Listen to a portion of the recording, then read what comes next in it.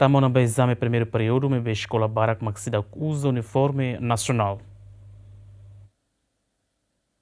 Diretora Ensino Básico Central Farrol, Brígida Faustina Soares Sateten, escola ne seidauk implementa uniformidade, tamba seidauk halo encontro ho inan aman os estudantes sira, onde decide kona ba responsável ba uniforme ne. Tuer Brígida Faustina ia ona base legal, tamba ne ia tempo barak escola se halo encontro ho inan aman, os estudantes ho de prepara uniforme rua ne be mak Ministério Educação fosaiona. Ami se hen encontro ho inang amang ma decide. Hene ami fo encontro ami encontro fo opsang rua ba ina amang sara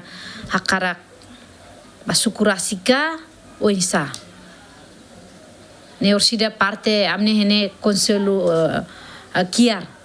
konselu ina amang niniang iha idane kami ha encontro hamutu ko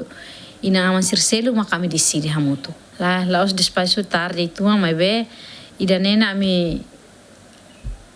lançamento ne ia janeiro kerang maibe ami hakara dem buat tidak be base legal ida iha param tengi cara ami usa ida nema kambele hodi encontro ina amang ta ida nema ami hakarak dem base legal ida iha te amne limang lai makambele encontro ina amang para hodi implementa be uniforme ne la ami nara na saide de torside buat sirnene de ami contra hutu be ami tenki be tuir orientação nebe orientação mai ami mosalau amene sai hanesang ina limang aing ministério niniang hodi halau serviço. Diretor Escola Secundária Finantil Aniceto Berlelo ateten, Escola Finantil halo on encontro ho inan aman os estudantes sira no ia ona decisão kata escola mak se prepara uniforme ruane. Farne ia oin rua ida para usa para o segunda ou quinta e depois treino né se usa para mais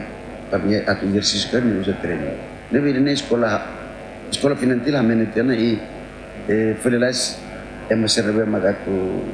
prepara la para né e tempo base e tempo bada para se toma a escola. Uniforme escola ne, Ministério da Educação no primeiro-ministro, Kairala Salana Guzmão, lança ona em fulan dezembro, tinan rei rua Ronulo Resenhat, Lamberto da Silva, GMN.